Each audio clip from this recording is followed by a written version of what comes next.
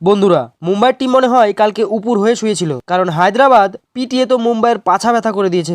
কালকে হায়দ্রাবাদের টিম মুম্বাইয়ের পাছায় লঙ্কা ডলে দিয়েছে, তাও আবার বেশি ঝালালা। কালকের ম্যাচ দেখে আমার একবারও মনে হয়নি যে টি-20 ম্যাচ খেলা হচ্ছে, মনে হচ্ছিল হাইলাইট চলছে। কারণ 277 রান তো বিশ্বকাপের ফাইনাল ম্যাচেও করতে পারেনি ভারত। আসলে কালকের ম্যাচে হার্দিক পান্ডিয়া প্রথমে টসে জিতে ফিল্ডিং করার সিদ্ধান্ত নেয়, কিন্তু ফিল্ডিং মুম্বাই না দর্শকরা করেছে। কারণ জানি না হায়দ্রাবাদ যে সন্ধ্যাবেলা কি খেয়ে মাঠে খেলতে নেমেছিল, প্রায় প্রত্যেকটি বলই তারা দর্শকদের কাছে পাঠাচ্ছিল। হায়দ্রাবাদের তরফ থেকে প্রথমবার ডেবিউ করা ট্রেভিস হেড 19 নভেম্বর ভারতের প্রত্যেকটি বোলারকেই পিটিয়েছিল, শুধুমাত্র হার্দিক পান্ডিয়াকে বাদ দিয়ে। কারণ হার্দিক পান্ডিয়া তখন চোটের কারণে খেলতে পারেনি, তাই ট্রেভিস হেড হার্দিক পান্ডিয়াকেও কালকে একেবারে দায়িত্ব নিয়ে পিটিয়েছে। ট্রেভিস হেড কাল 24 বলে 62 রান করেছে ভাই, যার ফলে হায়দ্রাবাদ এই লিগের ইতিহাসে সব থেকে হাইয়েস্ট পাওয়ার প্লে স্কোর করে। তবে ট্রেভিস হেড আউট হওয়ার পরেও মুম্বাইয়ের মাথা ব্যথা কমে না, কারণ অভিষেক শর্মা নেমেও ধোঁয়াধার পেটাতে থাকে মুম্বাইয়ের বোলারদের, যার ফলে হায়দ্রাবাদ 10 ওভারে প্রায় 150 রান করে ফেলে। আর এই সময় পর্যন্ত হার্দিক পান্ডিয়া বুমরাকে শুধুমাত্র 1 ওভারই করিয়েছিল, আর বুমরাও 5 রান দিয়েছিল। তাই মুম্বাইয়ের সমস্ত দর্শক হার্দিক পান্ডিয়াকে জিজ্ঞাসা করছিল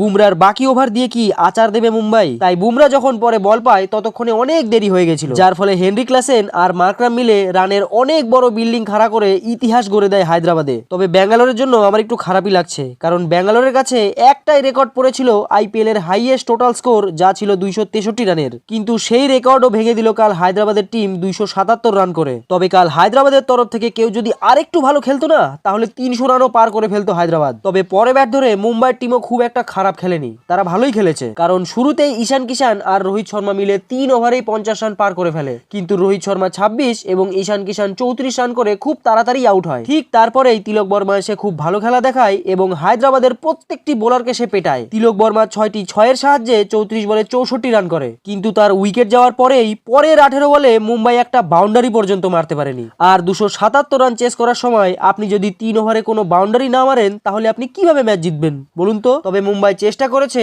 আর টিম ডেভিডও শেষে ভালোই পিটিয়েছে, কিন্তু ক্যাপ্টেন্সি করার পর ব্যাট ধরতে এসে হার্দিক পান্ডিয়া আবারও ফেল মারে। 20 বলে মাত্র 24 রান করে আউট হয় হার্দিক পান্ডিয়া, যার ফলে মুম্বাইকে এই ম্যাচ 31 রানে হারতে হয়। ফিরছি পরের ভিডিওতে বন্ধুরা, ততক্ষণ পর্যন্ত সকলকে ধন্যবাদ।